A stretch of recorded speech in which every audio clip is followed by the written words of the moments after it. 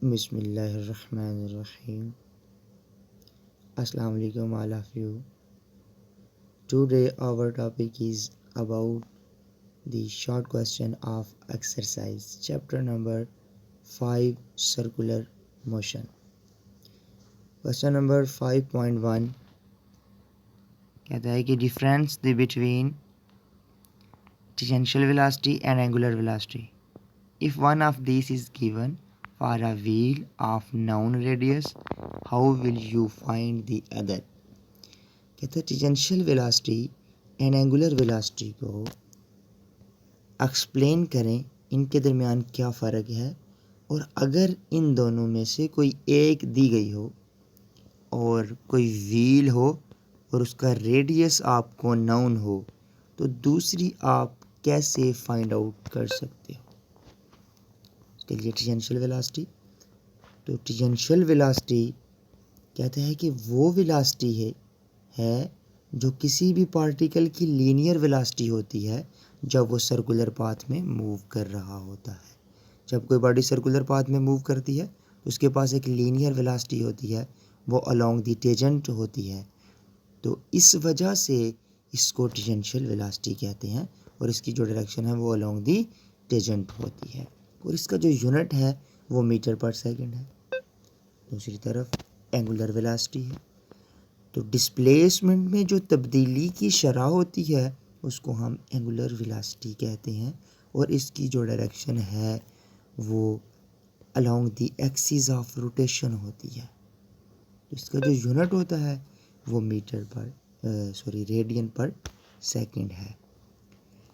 और अगला पार्ट जो है कहता है इफ़ वन ऑफ दीज, इन दोनों में से कोई एक दी गई हो और सर्कुलर पाथ का कोई रेडियस दे दिया गया हो, कोई भी व्हील है उसका जो रेडियस दे दिया गया हो, व्हील पहिए को बोलते हैं, तो दूसरी आप किस तरह से मालूम कर सकते हो? कहते हैं अगर कोई एक नाउन हो तो हम इस फार्मूले से दूसरी मालूम कर सकते हैं और रेडियस भी अगर हमें मालूम हो तो। जो नेक्स्ट क्वेश्चन है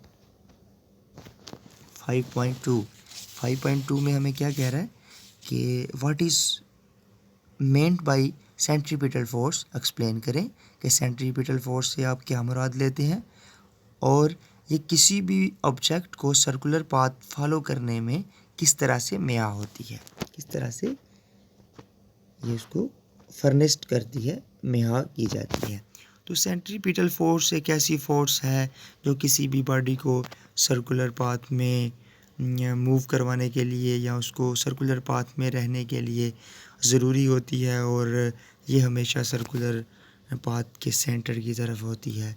जो वो बॉडी सर्कुलर पाथ में मूव कर रही होती है और उसको एक सेंट्रीपिटल फोर्स ही सर्कुलर पाथ में मूव करवा रही होती है और उसके लिए जो फार्मूला है वो दिस वन है। और कोई भी बॉडी जो जब सर्कुलर पाथ में मूव करती है तो अगर आप गौर करें वो यहाँ पर होगी तो उसकी डायरेक्शन कुछ इस तरह से है, यहाँ पर होगी तो उसकी डायरेक्शन कुछ इस तरह से है, यहाँ पर होगी तो उसकी डायरेक्शन कुछ इस तरह से है। तो इससे हमने सपोज किया कि मालूम किया, देखा कि जब कोई बॉडी सर्कुलर पाथ में मूव करती है तो उसकी डायरेक्शन जो है वो हर लम्हे चेंज होती है। तो यहाँ पर हमें एक ऐसी फोर्स की ज़रूरत है जो बॉडी को नॉर्मली मतलब स्ट्रेट पाथ में जब वो मूव कर रही है तो उसको बेंड करे किसी सर्कुलर पाथ में, तो वो जो परपेंडिकुलर फोर्स लग रही होगी वो सेंट्रीपिटल फोर्स है। तो इसीलिए किसी भी बॉडी को सर्कुलर पाथ में मूव करने के लिए सेंट्रीपिटल फोर्स की ज़रूरत पड़ रही होती है। उसके बाद अगला क्वेश्चन है 5.3। It is very important short question है, ये बहुत ही अहम जो क्वेश्चन है आपके पास। तो इसमें कहता है कि आप मोमेंट ऑफ इनर्शिया से क्या मुराद लेते हैं और एक्सप्लेन करें, इसकी अहमियत क्या है, इसकी सिग्निफिकेंस क्या होती हैं वो आपने मालूम करनी है। सबसे पहले मोमेंट ऑफ इनर्शिया है, इसमें हमने पीछे भी टॉपिक में देखा था कि जब कोई बॉडी सर्कुलर पाथ में मूव करे तो ये इसका सेंटर है और ये बॉडी है उसका कोई मास m है और ये इसका रेडियस है। तो कहता है product of the mass of the body and the perpendicular distance and the square of the perpendicular distance from the axis of rotation. किसी भी बॉडी का जो मैस है वो और उसका जो सेंट्रल पॉइंट है, एक्सिस ऑफ रोटेशन है जिसके गिर्द वो बॉडी ने जो घूमना है, सपोज कर लीजिए सेंटर ऑफ, वहाँ से लेके जो डिस्टेंस है अगर हम उसका स्क्वायर ले लें और उस बॉडी के मैस के साथ उस डिस्टेंस के स्क्वायर को मल्टीप्लाई कर दें तो हमारे पास एक क्वांटिटी आती है जिसको हम मोमेंट ऑफ इनर्शिया बोलते हैं, I is equal to m r square.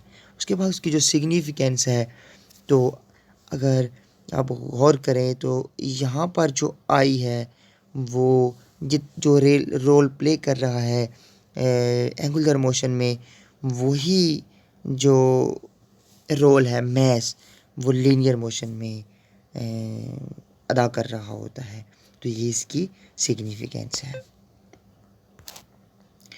उसके बाद वेरी इंपॉर्टेंट शॉर्ट क्वेश्चन है 4.5, उसमें कहता है कि what is meant by angular momentum and explain the law of conservation of angular momentum. तो इसमें वो आपसे पूछ रहा है कि आप एंगुलर मोमेंटम से क्या मतलब लेते हैं और एक्सप्लेन करें law of conservation of angular momentum को। तो first we define angular momentum. तो एंगुलर मोमेंटम क्रॉस प्रोडक्ट है किसी भी बॉडी के लीनियर मोमेंटम का और पोजीशन वेक्टर का। इस तरह से अगर आप देखें तो कोई बॉडी सर्कुलर पाथ में मूव कर रही होगी, देन उसके पास एंगुलर मोमेंटम होगा और लीनियर मोमेंटम भी होगा। लीनियर मोमेंटम किस तरह से किधर को होगा, किस डायरेक्शन में होगा, और एंगुलर मोमेंटम किस डायरेक्शन में होगा वो भी हम देखते हैं। यहाँ पर कोई बॉडी सर्कुलर पाथ में मूव कर रही है, ये बॉडी है, इसका मैस m है और अलोंग दी टेंजेंट इसके पास टेंजेंशियल वेलोसिटी होगी और उसी तरह उसके पास टेंजेंशियल मोमेंटम भी होगा जिसको हम लीनियर मोमेंटम कहते हैं। और ये पोजीशन वेक्टर है क्योंकि हमने ये ओरिजिन पॉइंट लिया हुआ है और ओरिजिन पॉइंट से लेके किसी पॉइंट तक की जो लोकेशन बताने वाला जो वेक्टर है वो पोजीशन वेक्टर कहलाता है। तो यहाँ पर जो रेडियस है वो हम पोजीशन वेक्टर लेंगे, नॉट आर रेडियस।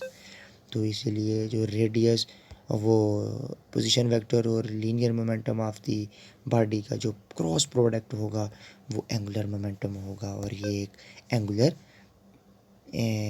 जो एंगुलर मोमेंटम है वो एक वेक्टर प्रोडक्ट है। उसके बाद law of conservation of angular momentum है इसी क्वेश्चन में वो दे रहा हमें।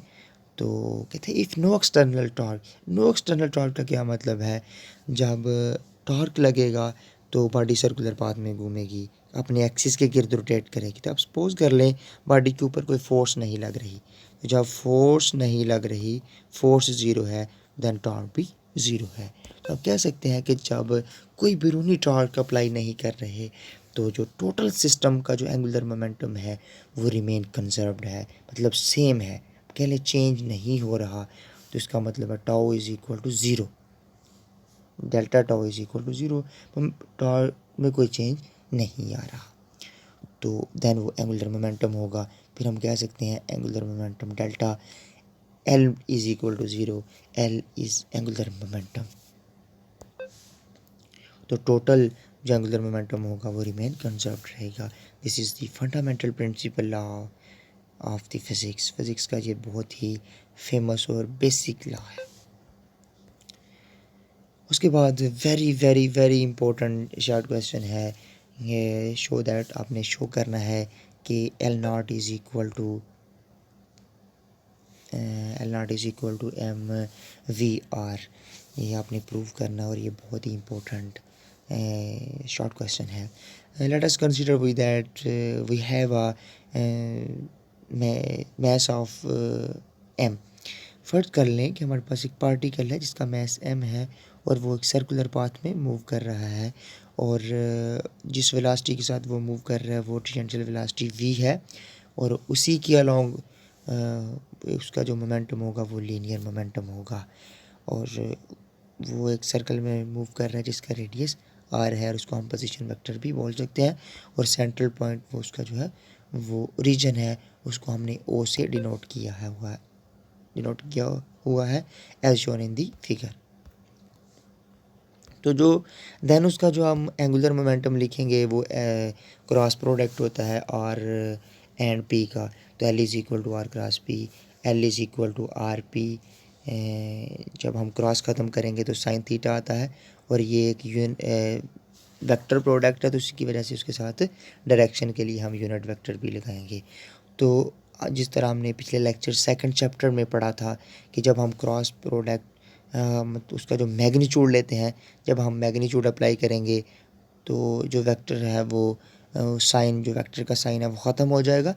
तो ये जो पोजीशन वेक्टर है वो कहाँ जाएगा, तो बेसिकली पोजीशन वेक्टर की जब हम मैग्नीट्यूड लेते हैं, सॉरी पोजीशन वेक्टर नहीं यूनिट वेक्टर, तो उसकी मैग्नीट्यूड लेते हैं तो the magnitude of unit vector की जो होती है वो ऑलवेज 1 होती है, क्योंकि हमने उसकी डेफिनेशन में पढ़ा था कि द मैग्नीट्यूड ऑफ 1, ऐसा वेक्टर जिसकी मैग्नीट्यूड 1 हो वो यूनिट वेक्टर कहलाता है। तो वो हमारे पास आ जाएगा L is equal to r p sine theta. तो अगर आप फिगर में देखें, फिगर में गौर करें तो R और P के ये जो फिगर थी इसमें P इधर को था, ये वाला P है और ये R है, तो एंगल 90 बन रहा है। तो फिगर में अगर आप देखें तो R और P के दरमियान 90 का एंगल है, तो 90 हम पुट करेंगे थीटा की जगह में, तो L not is equal to r p sine theta. अब L के साथ मैंने नॉट क्यों लगा दिया है, ये तो अगर आप देखें तो सेंटर में ये है, सपोज़ कर लें कि यहाँ पर कोई बड़ा ऑब्जेक्ट पड़ा हुआ है, अर्थ है जिसके गिर्द पार्टिकल मूव कर रहा है, तो वो किसी ऑर्बिट में मूव कर रहा है।